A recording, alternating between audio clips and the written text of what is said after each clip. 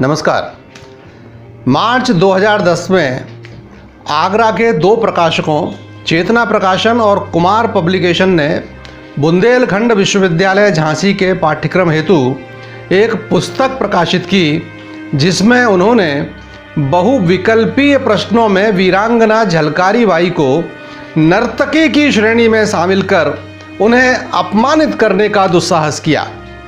देश की आज़ादी के बलिदानी नायकों को अपमानित करने और उनके महत्व को कम करके बताने वाली यह वही कुटिलता थी जो आज़ादी के बाद से लगातार जारी रही। किंतु इस घटना ने बुंदेलखंड में जागृति ला दी और इन दोनों प्रकाशकों का राजनीतिक व्यक्तियों, सामाजिक संगठनों, बुद्धिजीवियों, साहित्यकारों, पत्रकारों ने कड़ा विरोध किया और अंततः झांसी के मंडलायुक्त के आदेश पर प्रकाशक के विरुद्ध मुकदमा पंजीकृत हो गया। यूं तो भारत सरकार ने 22 जुलाई 2001 को झलकारी बाई के सम्मान में एक डाक टिकट भी जारी किया है, परंतु कड़वा सच यही है कि आज भी हम भारतवासी त्याग और बलिदान की अनूठी मिसाल पेश करने वाली वीरांगना झलकारी बाई के विषय में कम ही जानते हैं। झांसी की रानी लक्ष्मीबाई की नियमित सेना में महिला शाखा दुर्गा दल की सेनापति महान वीरांगना थीं झलकारी बाई। उनका जन्म 22 नवंबर 1830 को झांसी के पास भोजला गांव में एक निर्धन कोली परिवार में हुआ था।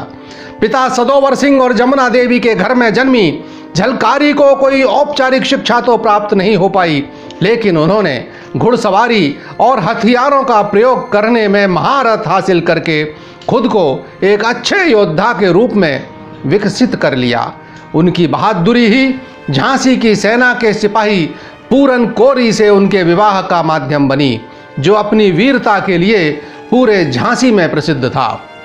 एक बार गौरी पूजा के अवसर पर झलकारी गांव की अन्य महिलाओं के साथ महारानी को सम्मान देने झांसी के किले में गईं।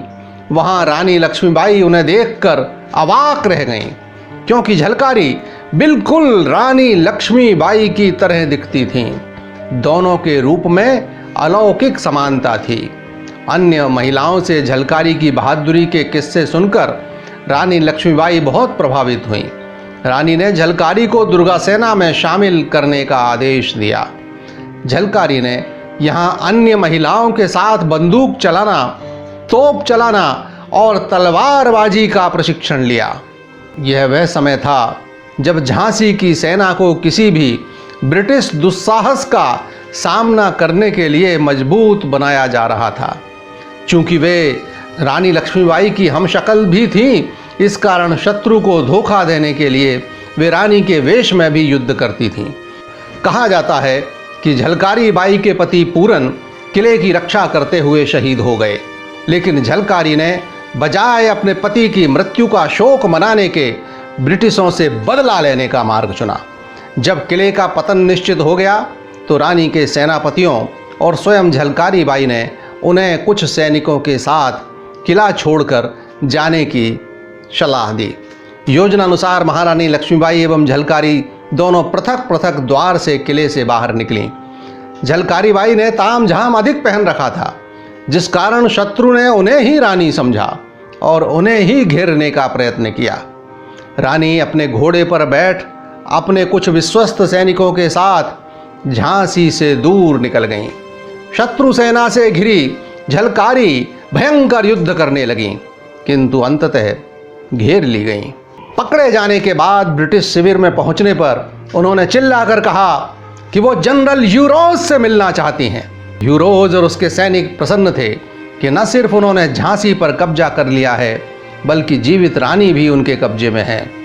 जनरल यूरोज, जो उसे रानी ही समझ रहा था, उसने झलकारी बाई से पूछा कि उसके साथ क्या किया जाना चाहिए। तो झलकारी ने दृढ़ता के साथ कहा, मुझे फांसी दो। एक अन्य ब्रिटिश अफसर ने कहा, मुझे तो यह स्त्री पागल मालूम पड़ती है। जनरल यूरोज ने इसका तत्काल उत्तर देते हुए कहा, यदि भारत की 1% नारियां भी इसी प्रकार पागल हो जाएं, तो हम अंग्रेजों को सब कुछ छोड़कर यहां से भागना पड़ेगा। घोड़े पर बैठी झलकारी बाई को देखकर फिरंगी दल भौचक्का रह गया। रानी आ गई, झांसी की रानी ने समर्पण कर दिया, ऐसी चर्चा हर सैनिक कर रहा था। किंतु तभी एक गद्दार दूल्हाजू ने झलकारी बाई को पहचान कर शोर मचा दिया कि अरे यह रानी नहीं है, झलकारी है। उसके बताने पर पता चला कि यह रानी लक्ष्मीबाई नहीं बल्कि महिला सेना की सेनापति झलकारी बाई है, जो अंग्रेजी सेना को धोखा देने के लिए रानी लक्ष्मीबाई बनकर लड़ रही है। ब्रिटिश सेनापति यूरोज ने झलकारी को डपटते हुए कहा कि आपने रानी बनकर हमको धोखा दिया है और महारानी लक्ष्मीबाई को यहाँ से निकलने में मदद की है। आपने हमारे एक सैनिक की जान ली है, मैं भी आपके प्राण लूँगा। झलकारी ने गर्व से उत्तर देते हुए कहा, मार दे गोली, मैं प्रस्तुत हूँ। सैनिक उन पर झपटे, किंतु झलकारी बाई तलवार म्यान से बाहर निकालकर मार काट करने लगी। यूरोज जमीन पर गिर पड़ा और उसके मुंह से बेसाख्ता निकल गया, बहादुर औरत, शाबाश। जिस रानी की नौकरानी इतनी बहादुर है वह रानी कैसी होगी। काफ़ी संघर्ष के बाद जनरल यूरोज ने झलकारी को पकड़ने में सफलता पाई और उन्हें एक तंबू में कैद कर लिया। इसके आगे क्या हुआ, झलकारी बाई का अंत कैसे हुआ, इसे लेकर कुछ मतभेद हैं। प्रख्यात लेखक वृंदावन लाल वर्मा ने अपनी पुस्तक झांसी की रानी में लिखा है कि रानी और झलकारी बाई के संभ्रम का खुलासा होने के बाद यूरोज ने झलकारी बाई को मुक्त कर दिया था। उनके अनुसार झलकारी बाई का देहांत एक लंबी उम्र जीने के बाद हुआ था। उनके अनुसार उन्होंने खुद झलकारी बाई के नाती से जानकारी ली थी। बद्री नारायण भी अपनी पुस्तक women heroes and Dalit assertion in north India culture identity and politics में वर्मा जी से सहमत दिखते हैं। किंवदंती के अनुसार जनरल यूरोज झलकारी का साहस और उसकी नेतृत्व क्षमता से बहुत प्रभावित हुआ और झलकारी बाई को रिहा कर दिया था। पर कई लोग यह मानते हैं कि वो अंग्रेज जिन्होंने लाखों निर्दोष मनुष्यों और अनगिनत क्रांतिकारियों को क्रूर तरीकों से मारा था, उनसे इस मानवीयता की आशा की ही नहीं जा सकती। अतः यह केवल एक कयास मात्र लगता है। कुछ इतिहासकारों का कहना है कि उन्हें अंग्रेजों द्वारा फांसी दे दी गई, वहीं कुछ का कहना है कि उनका अंग्रेजों की कैद में जीवन समाप्त हुआ। इसके विपरीत कुछ इतिहासकार मानते हैं कि झलकारी इस युद्ध के दौरान ही वीर गति को प्राप्त हुई, जो कि ज़्यादा सटीक मालूम पड़ता है। श्री कृष्ण सरल ने अपनी Indian revolutionaries A comprehensive study 1757 to 1961 में यही वर्णन किया है। अखिल भारतीय युवा कोली राष्ट्रीय अध्यक्ष डॉक्टर नरेश चंद्र कोली के अनुसार 4 अप्रैल 1857 को झलकारी बाई ने वीर गति प्राप्त की। झलकारी बाई की गाथा आज भी बुंदेलखंड की लोक गाथाओं और लोक गीतों में सुनी जा सकती है। अनेक विद्वानों, साहित्यकारों और इतिहासकारों ने झलकारी बाई के स्वतंत्रता संग्राम में योगदान का वर्णन किया है। 21/10/1993 से 16/5/1999 तक अरुणाचल प्रदेश के राज्यपाल रहे श्री माता प्रसाद ने झलकारी बाई की जीवनी की रचना की है। इसके अलावा चोखेलाल वर्मा ने उनके जीवन पर एक बृहद काव्य लिखा है।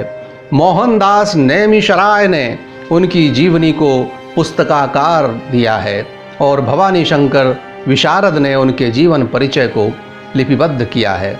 झलकारी बाई का विस्तृत इतिहास भारत सरकार के सूचना एवं प्रसारण विभाग ने झलकारी बाई शीर्षक से ही प्रकाशित भी किया है। बुंदेली के सुप्रसिद्ध गीतकार महाकवि अवधेश ने झलकारी बाई शीर्षक से एक नाट्य लिखकर वीरांगना झलकारी बाई की ऐतिहासिकता प्रमाणित की है। राष्ट्रकवि मैथिली शरण गुप्त ने झलकारी की बहादुरी को कुछ इस प्रकार वर्णित किया है। जाकर रण में ललकारी थी वह झांसी की झलकारी थी, गोरों से लड़ना सिखा गई है इतिहास में झलक रही, वह भारत की ही नारी थी, वह भारत की ही नारी थी। नमस्कार।